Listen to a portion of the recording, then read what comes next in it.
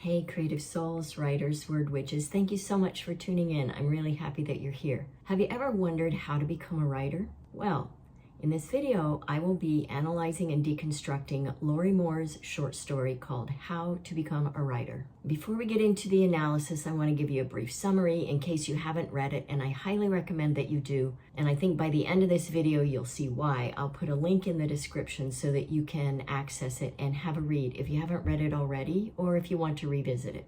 This short story was originally published in 17 magazine and later included in Moore's collection called Self-Help, which was published in 1985. It's a second-person satirical narrative that chronicles the development of a young woman named Francine who aspires to be a writer. And the story is written in the form of mock instruction with chapter-like sections that start with her adolescence and move through her college years into her early adulthood. Francie's path to becoming a writer starts with her love for words and awkwardly written stories that she writes in high school, which I have to say, many of the references to them made me laugh out loud. So like I said, highly recommend. And that's why I want to put a link in the description, because I want you to read it, because I do think it will make you laugh. Despite her love for words, though, Francie initially studies child psychology because people keep telling her writing isn't practical, and she's proven that she's good with kids because she's babysat and has gotten good results. But she can't rid herself of this compulsion to write. She struggles through her creative writing classes. Her stories are misunderstood or she's ridiculed, and the feedback she receives is that her stories are either too strange or not structured properly. But she persists. She gets some career counseling that leads to nothing and nowhere. Her failed relationships are discussed, and we can see throughout the story her growing sense of disillusionment. But she still continues to write. The story ends on a wry note. Even though the path has been confusing and frustrating, she finds herself still writing. Not entirely sure why,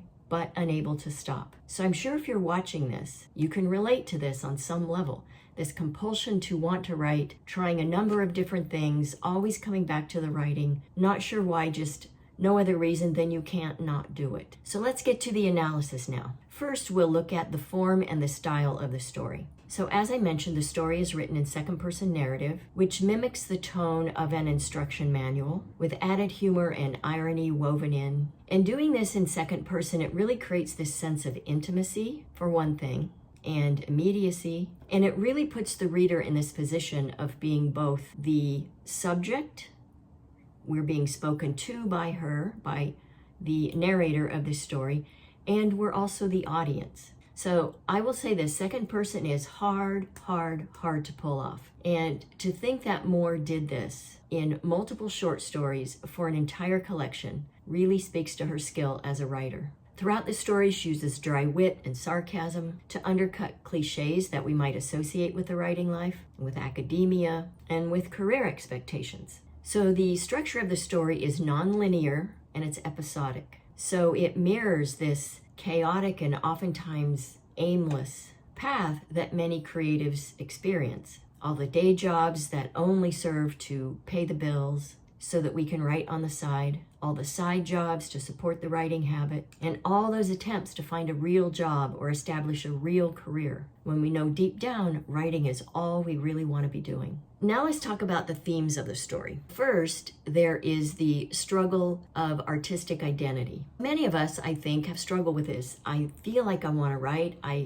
I crave writing, but am I really a writer? And so there's this whole thing about whether or not we can hang that label or moniker on ourselves and feel good about it and feel authentic about it. So in this story, Francie's desire to write conflicts with her family's expectations and with societal expectations. And she's constantly told to pursue something more realistic, which reflects this common tension that always exists between creativity and practicality.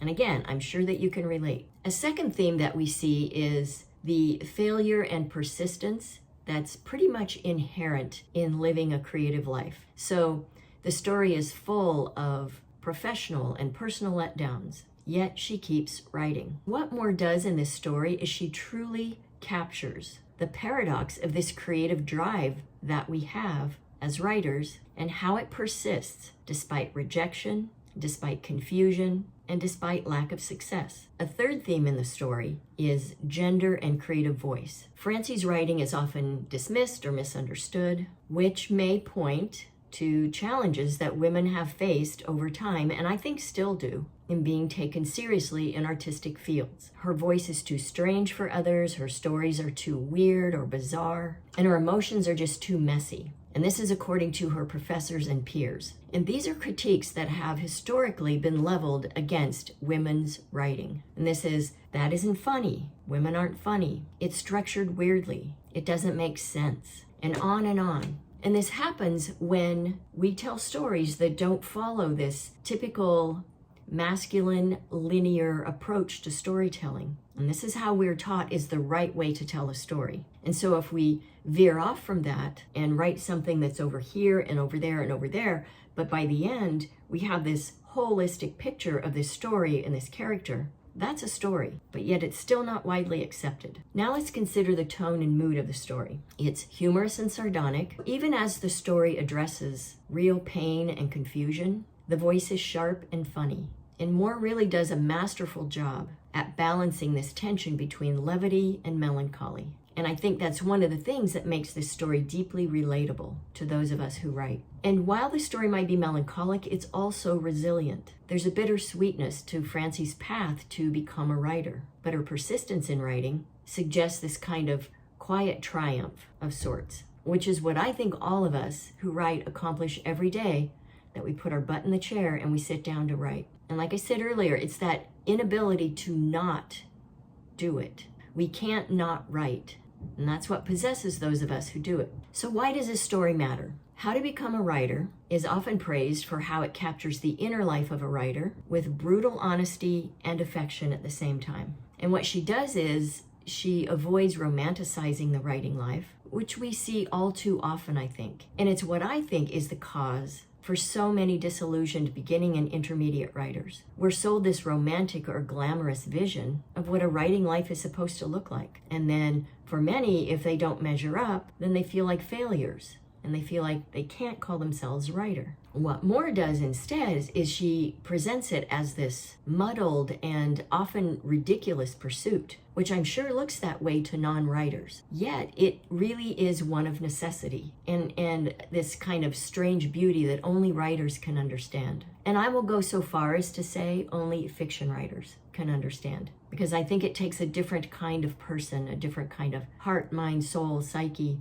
to write fiction. And it's one that's not easily explainable to those who don't do it. As I said at the beginning of this video, if you have not read How to Become a Writer, I really hope that you will. And I'll put that link in the description so you can have a read and see what I mean about this masterfully written story. I don't doubt at all that it will be entertaining for you, and I really hope it also serves as a reminder to you that what you're doing is not easy, it isn't romantic, it takes work, and the path wherever you desire yours to go is likely to be a very circuitous one. As always, sending you mad writing mojo. Happy writing.